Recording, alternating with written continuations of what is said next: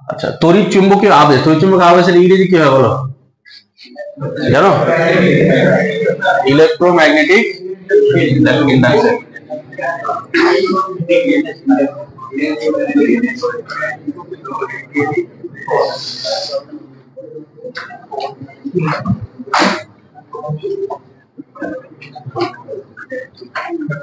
Electromagnetic induction.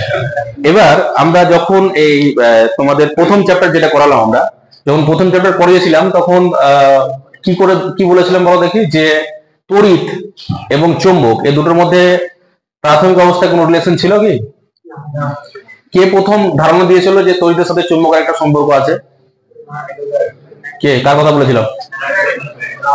কে? Oersted. Oersted কি বললো, যে যদি কোনো পরিবাহীর মধ্যে আধান গতিশীল অবস্থায় থাকে তাহলে কি হবে, পরিবাহীর চারিদিকে কি হবে, একটা চৌম্বক ক্ষেত্র তৈরি হবে। এটা কে প্রথম ধারণা দিয়েছিল? ওরস্টেড।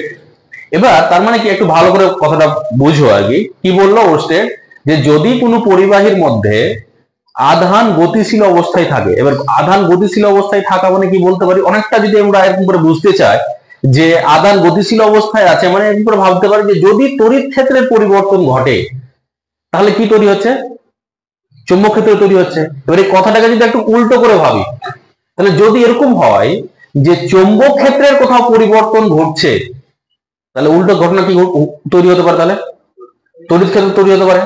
এটারই একটা ধারণা এই চ্যাপ্টারে আমরা পাবো, যে যদি তড়িৎ ক্ষেত্রের পরিবর্তন ঘটে তাহলে যেরকম চুম্বক ক্ষেত্র তৈরি করা সম্ভব, একই রকম ভাবে যদি চুম্বক ক্ষেত্রের পরিবর্তন ঘটে তাহলে তড়িৎ ক্ষেত্র তৈরি হওয়া সম্ভব। যে তড়িৎ ক্ষেত্র সেটাকে বলি না, আমরা বলবো সেটাকে তড়িৎ চালক বল, একটা তড়িৎ চালক বল তৈরি হবে। এবং এটার জন্য কে প্রথম সূত্র দিল, এটা যে এটা যদি এরকম করা যায় তাহলে এটা ঘটতে পারে, এটার জন্য সূত্র কে দিল, তোমরা ক্লাস 10-এ পড়েছো অলরেডি। ফ্যারাডে। ফ্যারাডের কটা সূত্র ছিল? দুটো। ফ্যারাডের প্রথম সূত্র আর দ্বিতীয় সূত্র। প্রথম সূত্রে কি বলা ছিল? প্রথম সূত্রে বলা ছিল যে কি পদ্ধতি অবলম্বন করলে আমরা চুম্বক থেকে তড়িৎ চালক বল আবিষ্কার করতে পারি, মানে তড়িৎ পদ্ধতি বলে দিয়েছিল। কি বলেছিল? যে যদি কোনো বদ্ধ লুপের মধ্যে, লুপটা কি হতে হবে? বদ্ধ। যদি কোনো বদ্ধ লুপের মধ্যে কার পরিবর্তন ঘটে? চৌম্বক ফ্লাক্সের পরিবর্তন ঘটে, তাহলে ওই বদ্ধ লুপে কি হবে, একটা তড়িৎ চালক বল আবিষ্কার হবে। এবার এটা বলার আগে একটা কথা আমাদের অবশ্যই উল্লেখ করতে হবে, সেটা হলো সময়ের সঙ্গে সঙ্গে। তাহলে কি বললাম, যে কোনো বদ্ধ লুপের মধ্যে সময়ের সঙ্গে সঙ্গে যদি চৌম্বক ফ্লাক্সের পরিবর্তন ঘটে তাহলে কি হবে, ওই বদ্ধ লুপের মধ্যে একটা তড়িৎ চালক বল আবিষ্কার হবে। এটা বললো কে? ফ্যারাডের প্রথম সূত্র। তাহলে প্রথম সূত্র থেকে আমরা কি জানতে পারছি, যে কি পদ্ধতি অবলম্বন করলে আমরা চৌম্বক ক্ষেত্র থেকে তড়িৎ চালক বল আবিষ্কার করতে পারি, তাই তো? এবার কথা হলো যে যদি একটা কথা বললাম, যে যদি কার পরিবর্তন ঘটে? চৌম্বক ফ্লাক্সের। চৌম্বক ফ্লাক্স কাকে বলে সেটা তো শিখতে হবে। তো তড়িৎ ফ্লাক্স মনে আছে তোমাদের? তড়িৎ ফ্লাক্স কি ছিল বলো দেখি? I ইকুয়ালস টু কি? E ডট ds তো লিখো না, এখানে s লিখেছে যত সম্ভব। s দিয়ে লিখতে পারো বা a দিয়ে লিখতে পারো। এটা কি তড়িৎ ক্ষেত্রের ফলাফল, আর s টা ক্ষেত্রফল, তাই তো?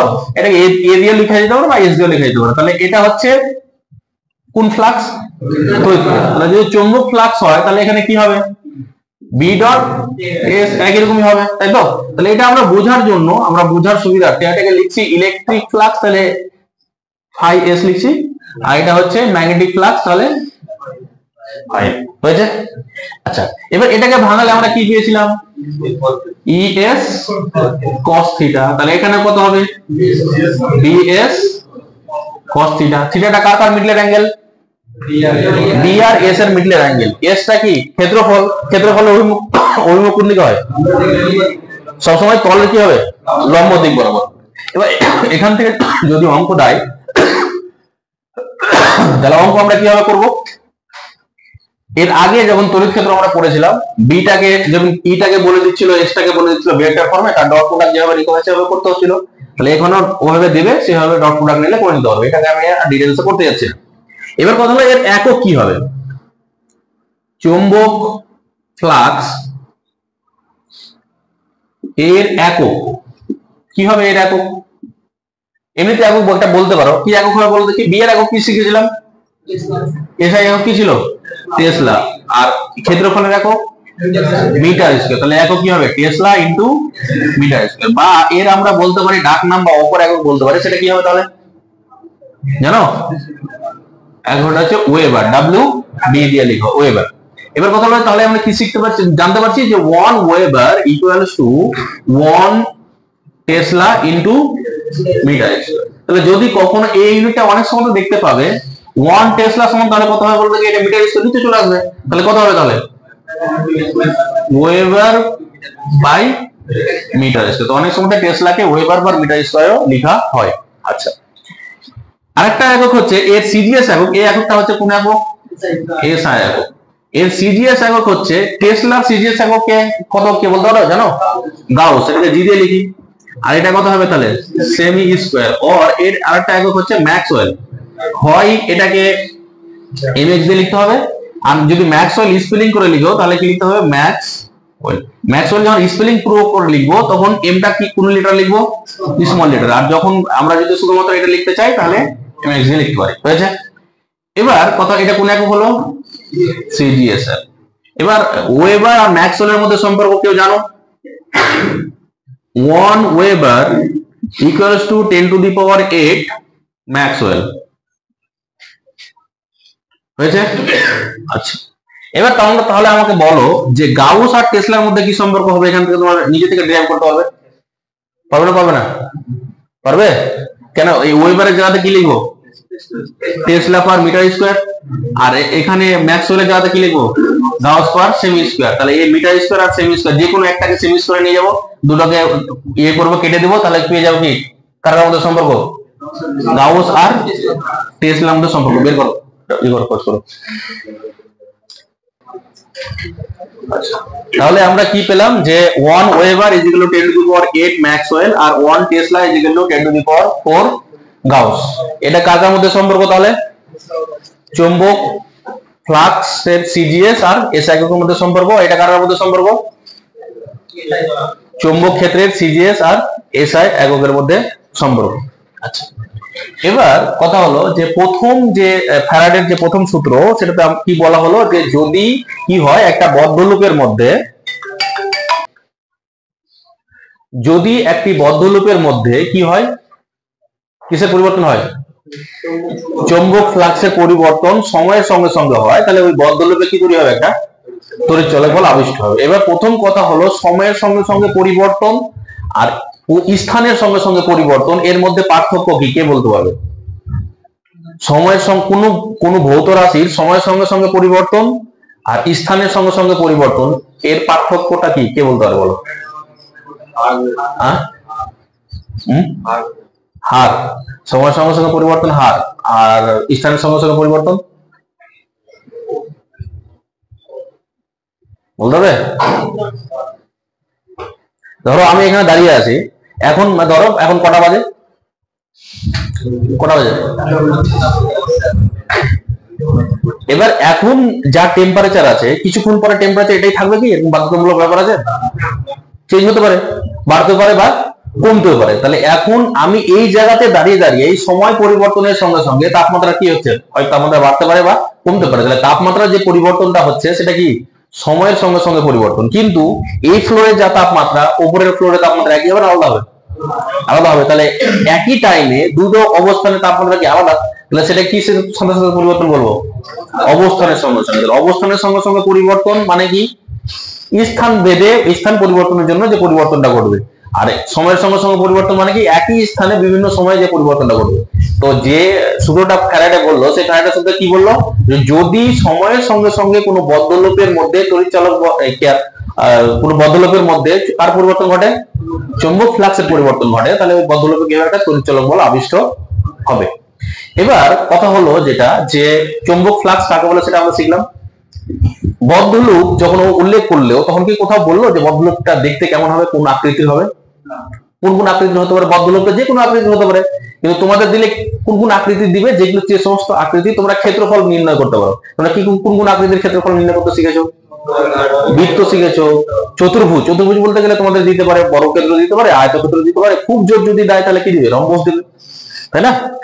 আর আরেকটা কি দিতে পারে? ত্রিভুজ আকৃতি দিতে পারে। কিন্তু বদ্ধলূপ মানে যে কোনো আকৃতির সেটা হতে পারে, যে কোনো একটা অনির্দিষ্ট আকৃতির হতে পারে, ধরো এরকম একটা এবড়ো খেবড়ো আকৃতির হতে পারে। কিন্তু কি বললো যে যদি কোনো বদ্ধলূপের মধ্যে সময়ের সঙ্গে সঙ্গে চৌম্বক ফ্লাক্সের পরিবর্তন ঘটে, তাহলে ওই বদ্ধলূপের একটা কি হবে, তড়িৎচালক বল আবিষ্ট হবে। এটা হলো প্রথম সূত্র। প্রথম সূত্র থেকে কোনো কিছু গাণিতিক রূপ আছে কি, কোনো গাণিতিক রূপ আছে এখানে? তাহলে এখান থেকে কোনো অঙ্ক আসার চান্স আছে? তাহলে এখান থেকে কোনো অঙ্ক আসার চান্স নেই। এবার হচ্ছে দ্বিতীয় সূত্র যেটা আছে, হ্যাঁ দ্বিতীয় সূত্রে এখানে গাণিতিক রূপ বলা আছে। দ্বিতীয় সূত্রে কি বলা হয়েছিল কে বলতে পারবে? কারো মনে আছে কিছু? বলো দেখি, কারো কিছু মনে নাই? বল না, এটা ছিল না। চৌম্বক ফ্লাক্স এর পরিবর্তনের হার আবিষ্ট তড়িৎচালক বলের সমানুপাতিক। কি বললাম? চৌম্বক ফ্লাক্সকে আমরা কি দিয়ে লিখি? আই দিয়ে। আমি যে কথাটা বলছি সেটাকে ভাঙো। কি বললাম? চৌম্বক ফ্লাক্সের পরিবর্তনের হার। তাহলে চৌম্বক ফ্লাক্সের পরিবর্তন বোঝাতে গেলে কি দিয়ে লিখবো? D phi. তাহলে এটা হলো পরিবর্তনের হার, তাহলে কি দিয়ে ভাগ? সময় দিয়ে ভাগ। তাহলে ডি ফাই ডিডি। তাহলে চৌম্বক ফ্লাক্সের পরিবর্তনের হার আবিষ্ট তড়িৎচালক বলের কি সমানুপাতিক। এটা হলো তার দ্বিতীয় সূত্রের গাণিতিক রূপ বলতে গেলে। এখনো কমপ্লিট হয়নি আর কি।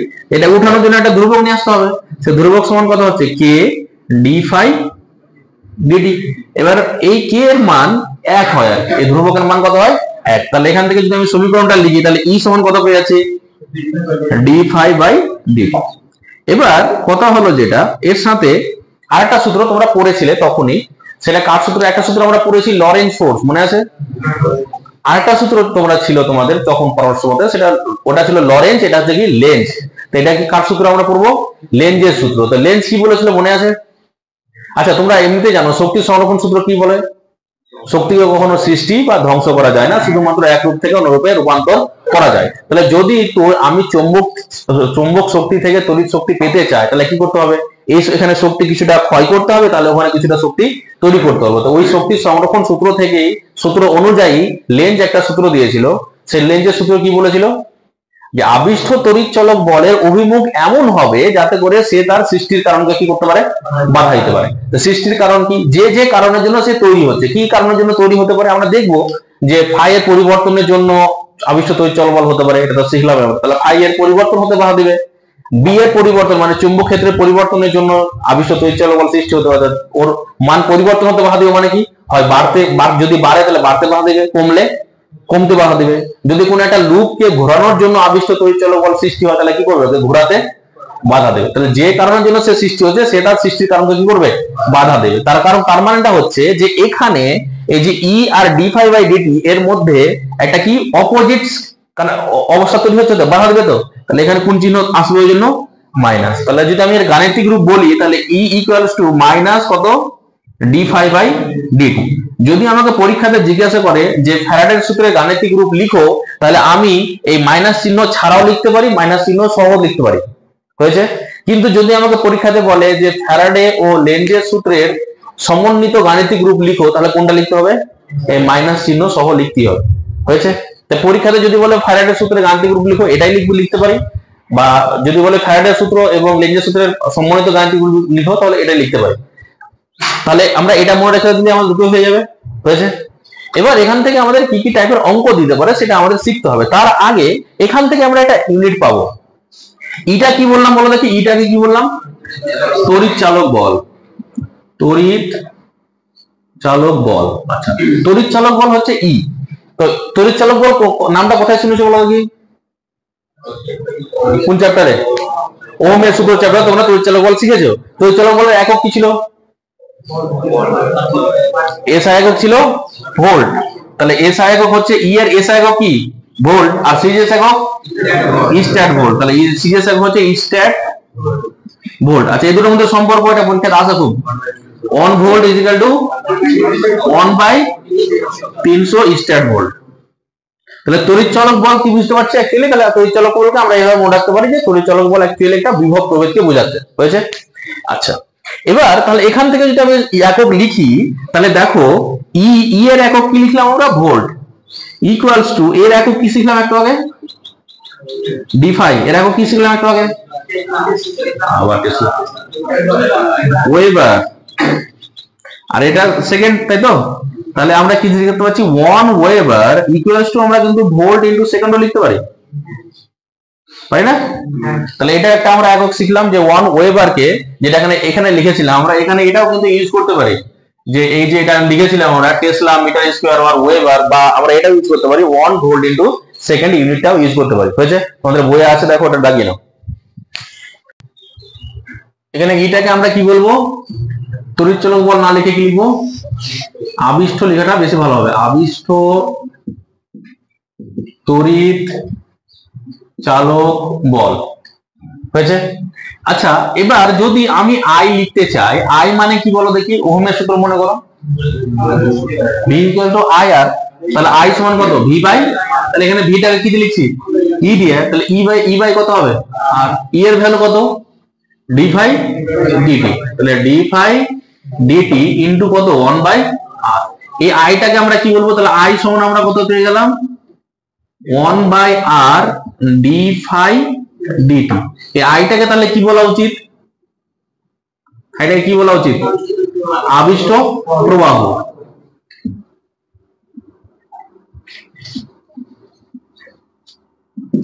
হয়েছে? এবার আবার আই কে আমরা কি লিখতে পারি, এটাকে এটা লিখতে পারি কেন বলো দেখি, ডি কিউ বাই ডিটি লিখা যায়, ডি কিউ ডিটি লিখা যায়, তাহলে I is equal to d q dt 1 by R d phi dt হলো। এবার ডিটি ডিটি যদি দুই থেকে আমি অমিট করে দিই, তাহলে কি থাকছে দেখো দেখি, D Q equals to D phi by R. এই সমীকরণটাতে দেখো কোথাও টাইম আছে না, টাইম উঠে গেছে, উঠে গেছে, তার মানে কি দেখতে পাচ্ছি, তাহলে এটাকে কি বলবো দেখো, ডি কিউটাকে কি বলবো, আবিষ্ঠ আধান বা আবিষ্ঠ প্রবাহিত আধান। তাহলে এই যে আধানটা, যেটুকু আধান প্রবাহিত হচ্ছে আবিষ্ঠ আধান, সেটা কি টাইমের উপর নির্ভর করছে? তাহলে এখান থেকে ওই পয়েন্টটা লিখে নেবে তোমরা, যে আবিষ্ঠ আধান তার উপর নির্ভর করে না, সময়ের উপরে নির্ভর করে না। হয়েছে? এবার যদি আমি এখান থেকে দেখি, তাহলে আধানের একক কি হয় বলো দেখি, কুলম। তাহলে এখানে হচ্ছে 1 কুলম ইকুয়ালস টু, ফাইয়ের একক কি শিখলাম, ওয়েবার, তাহলে ওয়েবার 1 ওয়েবার বাই, আর রোধের একক কি, ওহম। তাহলে এখান থেকে একটা জিনিস দেখো, 1 weber equals to 1 coulomb into কত, ওহম। এটা আবার অনেক জায়গাতে তোমরা ইউনিটটা দেখতে পেতে পারো, এটা একটু কেন।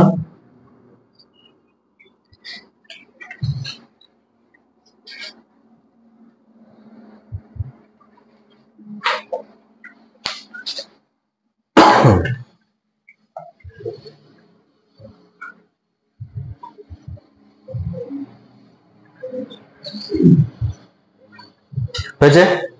এবার আমাদের এখান থেকে কি কি ধরনের অঙ্ক দিতে পারে সেটা আমরা দেখব।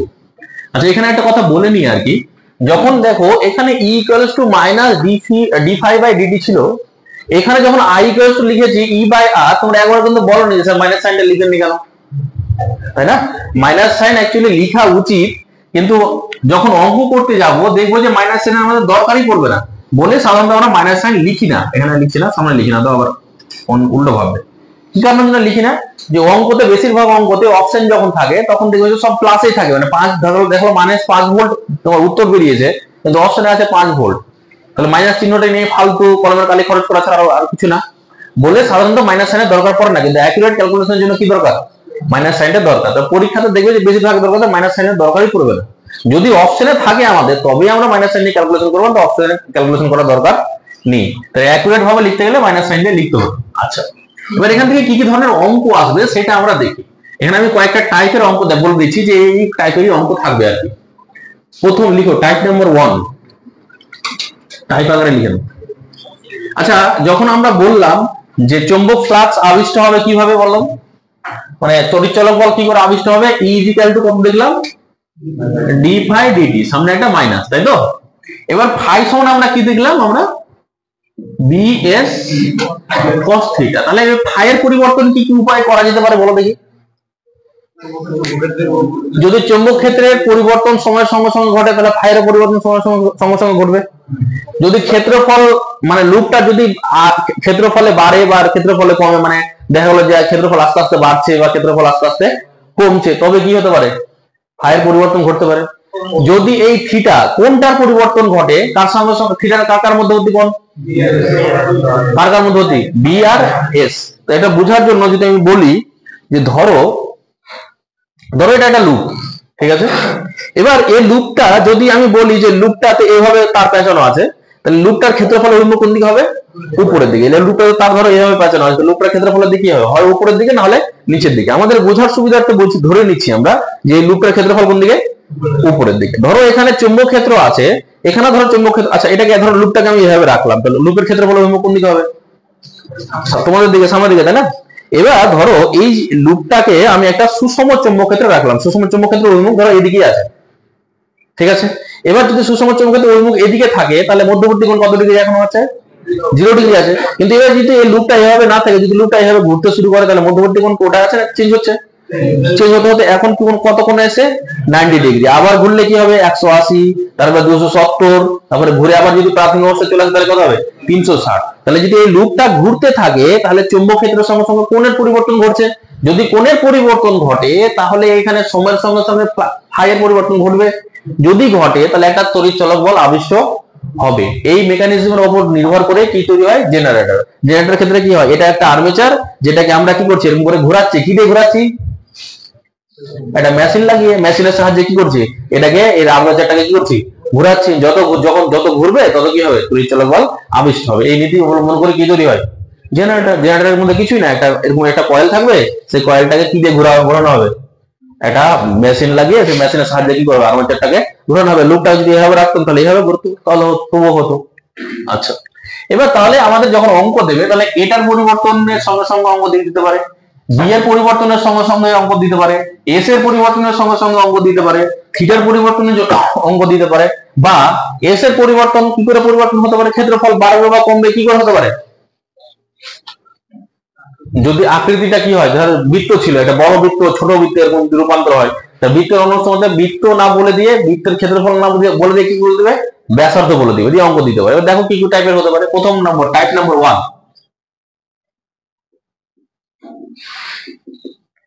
1 নম্বর টাইপ। প্রথম টাইপের অঙ্ক কি হতে পারে, ধরো আমি বললাম যে ফাই ইকুয়ালস টু, ধরো এরকম বললাম phi equals to 2t plus 3t square plus 5,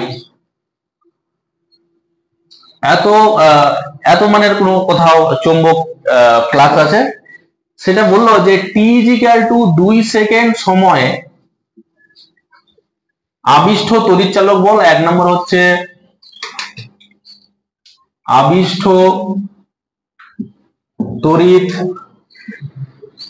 চালক বল, আর 2 নম্বরে বলা হচ্ছে যদি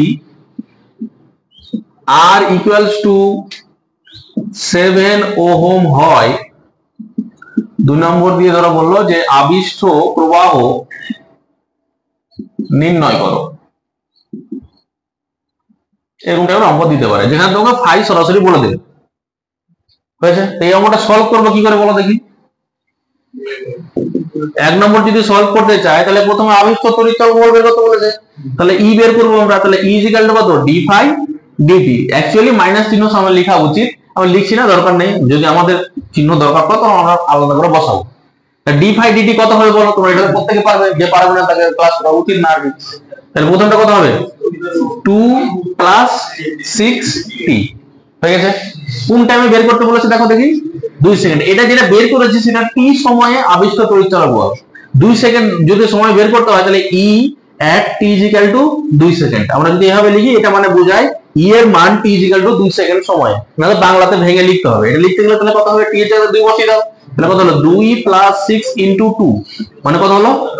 এবার কথা হলো এখানে একক কি হবে, ই এর একক কি হবে, ভোল্ট নাহলে স্ট্যান্ড ভোল্ট। এখানে আমি একক বলেছি, তাহলে যদি আমি এখানে এককটা ওয়েবার লিখি, আমি এসআই তে যদি লিখি তাহলে এখানে কি লিখবো, ভোল্ট লিখবো। যদি এখানে লেখা থাকতো ম্যাক্সওয়েল তাহলে এখানে কি হতো, স্ট্যান্ড। হয়েছে। আচ্ছা, এবার এটা গেল 1 নম্বর। 2 নম্বর কি বলেছে দেখো দেখি, যদি আর এর মান এটা হয় তাহলে প্রবাহ নির্ণয় করতে বলেছে। তাহলে আই ইকুয়ালস টু আমরা কি জানি, সরাসরি ই বাই আর। তাহলে ই এর ভ্যালু কত, 14, আর এর ভ্যালু কত, 7। তাহলে করলে কত হয়ে যাচ্ছে, 2।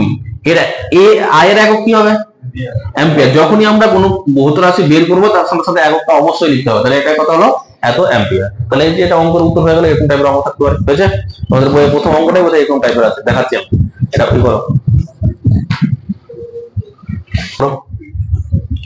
আচ্ছা, এবার দ্বিতীয় টাইপের প্রবলেমের ক্ষেত্রে সরাসরি এটা বলতে পারে যে ফাই এর পরিবর্তন ধরো বলে দিতে পারে।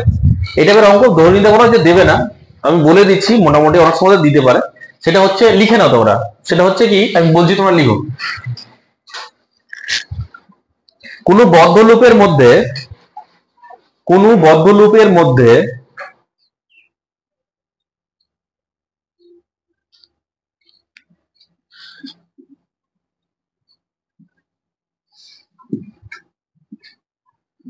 কোন বদ্ধ লুপের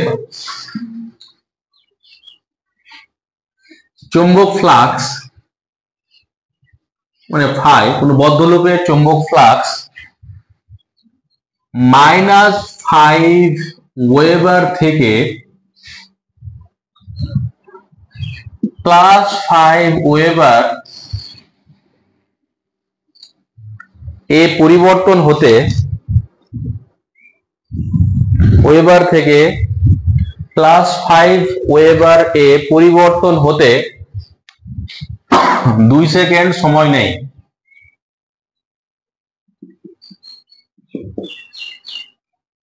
বদ্ধ লুপে আবিষ্ট তড়িৎচালক বল নির্ণয় করো।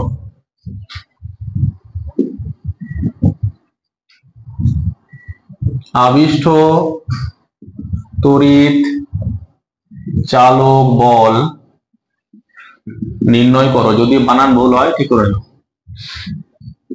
তাহলে কি করে করবো বলো দেখি। আচ্ছা, পরিবর্তন কত এটা আগে বলো। ফাই এর পরিবর্তন কত? কার কার জিরো মনে হচ্ছে, শূন্য মনে হচ্ছে বলো। শূন্য কারা মনে হচ্ছে?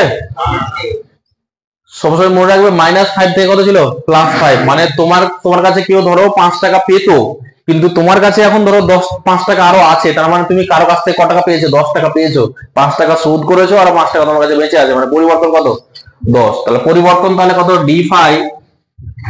তাহলে আমরা যদি ই ইকুয়ালস টু সরাসরি লিখি equals to D phi dt, তাহলে ডি ফাই এর ভ্যালু কত হচ্ছে পরিবর্তন, তাহলে 5 -5 বাই টি এর ভ্যালু কত, কত সেকেন্ডে হচ্ছে 2 সেকেন্ডে, তাহলে কত হচ্ছে 10/2।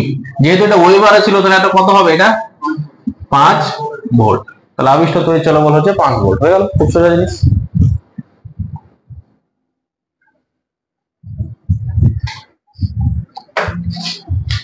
এবার হচ্ছে টাইপ 3।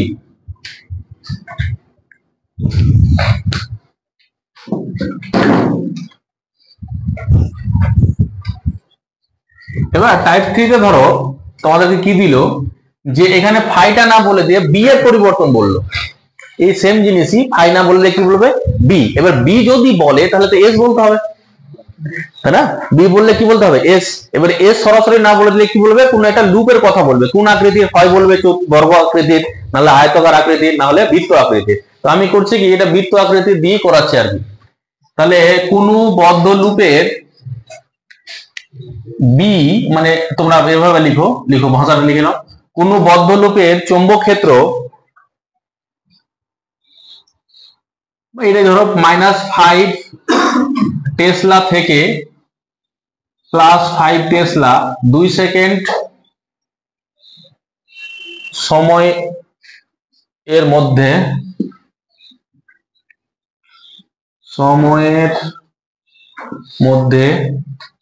ঘটে। তারপরে লিখো বদ্ধ লুপের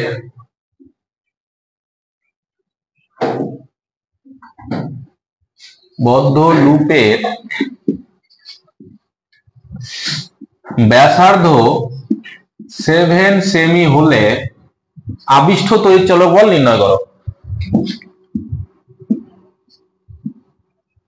আবিষ্ট তড়িৎ চালক বল নির্ণয় করো। ধরো এটা অঙ্ক দিল, তাহলে করলে আমরা কিভাবে করব?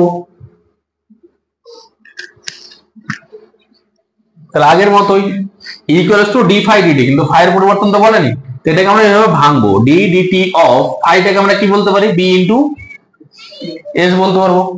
আচ্ছা, এবার এখানে যদি আমি বলি যে পরিবর্তন এস এর কি হচ্ছে, কার পরিবর্তন হচ্ছে, বি এ, তাহলে আমরা এটাকে এরকম করে না লিখে ডিবি ডিটি ইন্টু এস করতে পারি। আচ্ছা, এবার ডিবি পরিবর্তন কত বলো দেখি, 5 প্লাস 5, 5 মাইনাস মাইনাস 5 মানে মাইনাস কত আসবে, প্লাস বাই ডিটি, ডিটি জায়গাতে কত আসবে 2, আর সময় মানে সময় তো না, ক্ষেত্রফল, ক্ষেত্রফলের জায়গাতে কত আসবে, এর ব্যাসার্ধ বলেছে 7 সেমি, তাহলে ক্ষেত্রফল কত হবে, বৃত্ত আকৃতির, কি করে বুঝলে বৃত্ত, যেহেতু ব্যাসার্ধ বলেছে মানে নিশ্চয়ই বৃত্ত আছে, তাই ক্ষেত্রফল কত হবে, ক্ষেত্রফল বৃত্তের ক্ষেত্রফল 4 পাই আর স্কয়ার কত হয়, পাই ইনটু আর স্কয়ার, তাহলে আর এর ভ্যালু কত, 7 ইনটু 10 টু দি পাওয়ার, দেখো এটা সেমিতে আছে, 10 টু দি পাওয়ার কত, -2 তার হোল স্কয়ার, এত, তাহলে কি হবে, এগুলো সবগুলো যদি এই সাইডে বসিয়েছি তাহলে এটা কত হবে, এত ভোল্ট। এটা ক্যালকুলেশন করো না কত আছে, তাহলে 10/2 into 22/7 into 7 into 7 into 10 to the power -4 volt. এটা কেটে দাও, এটা কাটলে ওটা হচ্ছে 5, তাহলে ক্যালকুলেশন করলে কত হয়ে যাচ্ছে, এটা 110 নাকি, 110 into 7 into 10 to the power -4 volt. এটার সাথে মাল্টিপ্লাই করলে কত হচ্ছে 70, এটা 770 নাকি, 770 into 10 to the power -4 volt হয়ে গেল এর ভ্যালু। তাহলে এতটা তড়িৎচালক বল আবিষ্ট হবে। এখানে যদি আমাকে রোধ বলে দিত তাহলে কি বের করতে বলতো, তড়িৎ প্রবাহ মাত্রা বের করতে বলতো, বা যদি আমাকে রোধ বলে দিত তাহলে আমাকে বের করতে বলতে পারতো, বলতে হতো যে কতটা আধান প্রবাহিত হচ্ছে সেটা বের করতে বলতে পারতো, পরিবর্তন কতটা হচ্ছে সেখান থেকে আমরা আধান কতটা গিয়েছে সেটা আমরা বের করে নিতে পারবো। আচ্ছা, এবার হচ্ছে কটা টাইপ করলাম আমরা, 3টা, এটা তাহলে কত নম্বর হবে, 4 নম্বর না, 4 নম্বর টাইপ মোটামুটি আমি যদি বলতে যাই, তাহলে ধরো যেটা আমি এখন করাচ্ছি এটা সাধারণত তোমাদের বোর্ডের পরীক্ষাতে দেবে না তো বলতে গেলে, যেগুলো যে সমস্ত ভালো পরীক্ষা আছে সেগুলো দিতে পারে আর কি, তবে তোমার বলেছে বোর্ডের পরীক্ষা ভালো পরীক্ষা না, নিতে দিতে পারে বা আইআইটি ফাইআইটি তে দিতে পারে আর কি। সেটা হচ্ছে কি, ধরো বলে দিল টি সময়ে কোন লুপের ব্যাসার্ধ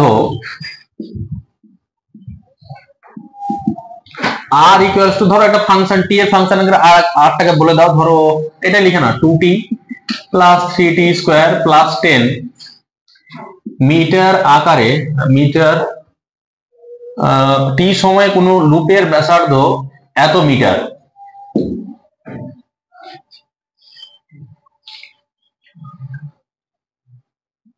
ওই লুপের মধ্যে চৌম্বক ক্ষেত্র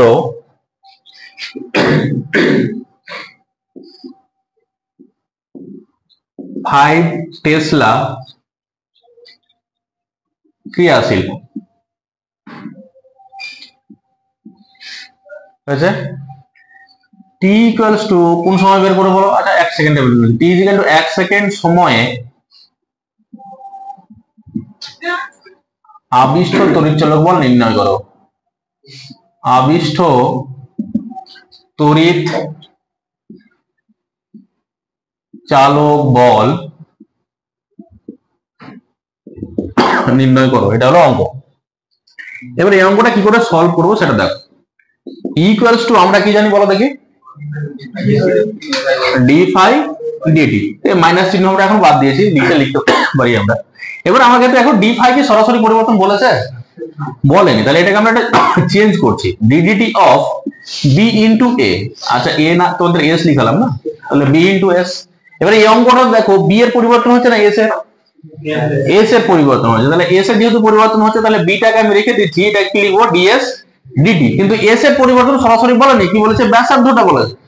তাহলে একটা কাজ করো, এটাকে এইভাবে ভেঙে দাও, তাহলে বি ডি ডিটি এস টাকে আমরা কি লিখতে পারি, পাই আর স্কয়ার।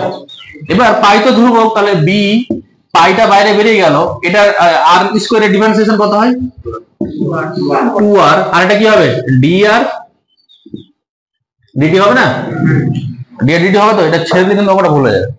তাহলে ই ইকুয়ালস টু আমরা কত পেয়ে যাচ্ছি, বি পাই 2r আর হচ্ছে ডি আর ডিটি, তাই তো? এবার এই সমীকরণ থেকে আমাকে বলো ডি আর ডিটির মান কত হবে, সরাসরি বলো। তাহলে কত হবে, 2 প্লাস 6t। তাহলে ডি আর ডিটি আমার বসানো হয়ে গেল, তাই না? আচ্ছা, এবার বাকি ভ্যালু গুলো বসাবো। বি এর মান কত বলা আছে অঙ্কটাতে, 5 পেয়েছিলাম, তাহলে 5 এটা হয়ে গেল।